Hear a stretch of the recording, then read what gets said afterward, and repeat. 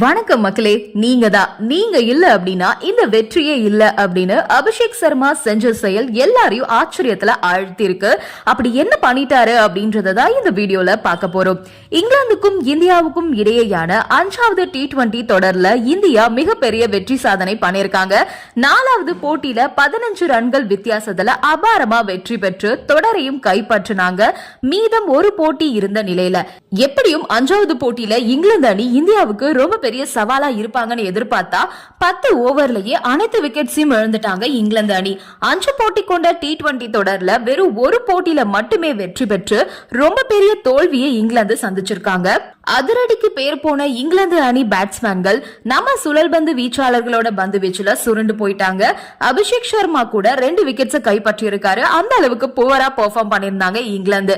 இந்த போட்டியில முகமது ஷமி ஃபார்முக்கு வந்துட்டாரு. 3 விக்கெட்ஸ் கைப்பற்றி இருக்காரு. 2.3 ஓவர் போட்டு 25 ரன்களை விட்டு கொடுத்திருக்காரு. வருண் சக்கரவர்த்தி தொடர் நாயகன் விருதை கைப்பற்றி இருக்காரு. அவரு 5 விக்கெட்ஸ் கைப்பற்றின 3வது போட்டியில இந்தியா தோல்வியை தான் தழுவினாங்க. 5 விக்கெட்ஸ் எடுத்தும் மேட்ச் வின் பண்ண முடியலையே அப்படின்னு ரசிகர்கள் விமர்சனம் பண்ணிட்டு இருந்தாங்க. ஆனா வருண் சக்கரவர்த்தி இந்த தொடர் முழுவதுமே சிறப்பான பங்களிப்பை கொடுத்திருக்காரு.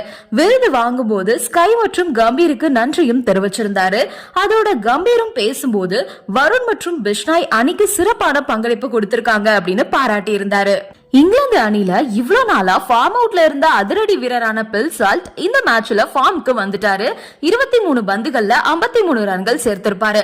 மற்ற பிளேயர்கள் எல்லாம் ஒற்றை இலக்கத்துல ஆட்டமிழக்க இங்கிலாந்து அணி 10.3 ஓவரோட முடிவுல வெறும் 97 ரன்கள் மட்டுமே குவிச்சு 150 ரன்கள் வித்தியாசத்துல தோல்வியை தழுவிருக்காங்க. இந்திய அணில அபிஷேக் சர்மா 37 ரன்கள்ல செஞ்சுரி போட்டு பெரிய சாதனையை பண்ணிட்டாரு. முதல் தொடர்ல 79 ரன்கள் எடுத்தாரு. அதுக்கு அடுத்து 2வது போட்டியில 12 ரன்கள் எடுத்தாரு. 3வது போட்டியில 24 ரன்கள்ல ஆட்டம் இழந்தாரு. 4வது போட்டியில 15 ரன்கள் அடிச்சாரு. 5வது போட்டியில 54 பந்துகள்ல 135 ரன்கள் குவிச்சு எல்லாரையுமே அதிர வச்சிருக்காரு அபிஷேக் சர்மா. கம்பீரே இப்படி விளையாடி இதுவரைக்கும் எந்த வீரரையும் நான் பார்க்கலன்னு சொல்ற அளவுக்கு அபிஷேக் சர்மாவோட பெர்ஃபார்மன்ஸ் இருந்திருக்கு.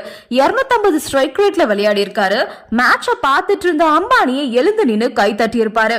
அதோட செஞ்சுரி போட்டுட்டு சூரியகுமார் யாதவோட கால்ல தொட்டு வணங்கி இருப்பாரு அபிஷேக் சர்மா. ரொம்பவே நெகிழ்ச்சியான தருணமா அது அமைஞ்சிருக்கும். இந்த இளம் வயதுல இப்படி அடிக்கிறது சாத்தியமா அப்படின்ற மாதிரி தான் பிரமிச்சு போய் பார்த்திருப்பாங்க ரசிகர்கள். அதோட ஆட்டநாயகன் விருதையும் அபிஷேக் சர்மா வென்றிருக்காரு. அவருக்கு அடுத்து அதிகபட்சமா சிவம் தூபே 30 ரன்கள் குவிச்சிருந்தாரு. மூளை அலர்ஜி இப்ப குணமா இருக்கக்கூடிய நிலையில சிறப்பா பேட்டிங் பண்ணாரு தூபே. அதே மாதிரி பவுலிங்லயும் 2 ஓவர் போட்டு 2 விக்கெட்ஸை கைப்பற்றி இருந்தாரு. வெறும் 11 ரன்கள் விட்டு கொடுத்து. அதுவும் அதிரடி ஆட்டக்காரர் சால்ட்டா தூபே தூக்கி இருப்பாரு. கௌதம் கம்பீர் ரொம்பவே ஹாப்பியா இருக்காரு. அதோட இப்படிதான் ஓடிஐலயும் அதிரடியா ஆட போறோம் அப்படின்ற மாதிரி பேசியிருந்தாரு.